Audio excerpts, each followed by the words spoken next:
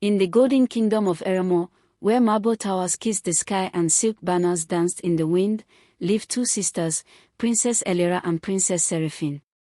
Though they shared the same royal blood, they were as different as sunrise and moonlight.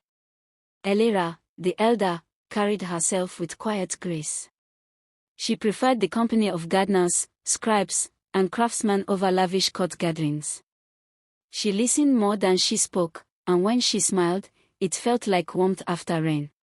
Seraphine, the younger, dazzled wherever she went. She loved jewels, grand balls, and the admiration of nobles. Her laughter filled halls, but her eyes often searched for approval. One summer, during preparations for the harvest festival, a young man named Thomas was hired to work in the palace gardens. He was poor, everyone knew that. His clothes were simple, his hands rough with labor. But he worked harder than anyone else. From dawn till dusk, he tended the roses, repaired broken stone paths, and watered every plant as if it were precious. Elira noticed him first. Not because he was handsome, though he was, but because of the way he walked. The way he hummed softly while planting seeds. The way he spoke kindly to the other workers. The way he never complained, even under the burning sun. One afternoon, she approached him. "Your roses bloom brighter than the others," she said. Thomas looked up, startled. "They only reflect the care they are given, Your Highness." Elira smiled. "Then you must give them much care." From that day, she often visited the gardens. They spoke of simple things, weather, stories, dreams. She never hid when others saw her with him. Servants whispered, nobles frowned, but Elira did not care. She stood beside him as if it were the most natural thing in the world. Seraphine noticed soon after. At first, she laughed.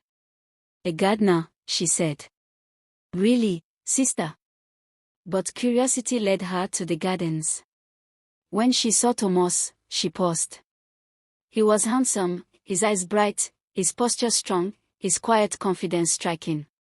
Suddenly, she understood. She began visiting too. But unlike Elira, Seraphine only came when few people were around. She would call Thomas aside, compliment his looks, ask him to bring her flowers, always the finest ones. And if footsteps approached, she would step away quickly, pretending she had never been there. "Don't look at me like that," she once whispered to Thomas. "People wouldn't understand." Thomas said nothing. Days turned into weeks.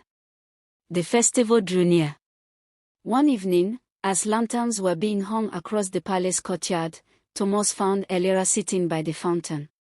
"You shouldn't be here so late," he said gently. "Neither should you," she replied. He sat beside her, hesitant. "People talk." "I know," she said. "Does it not trouble you?" Elira looked at him, her eyes steady. "Should it?" Thomas hesitated. "You are a princess. And you are a man who works harder than most nobles I know," she said softly. "Why should I be ashamed of that?" He looked down at his hands. "No one has ever said something like that to me before."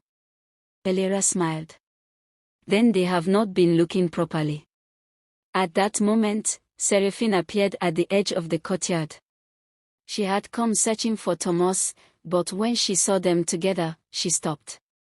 For the first time, she didn't step forward. She watched. Elira wasn't dazzling. She wasn't performing. She was simply there.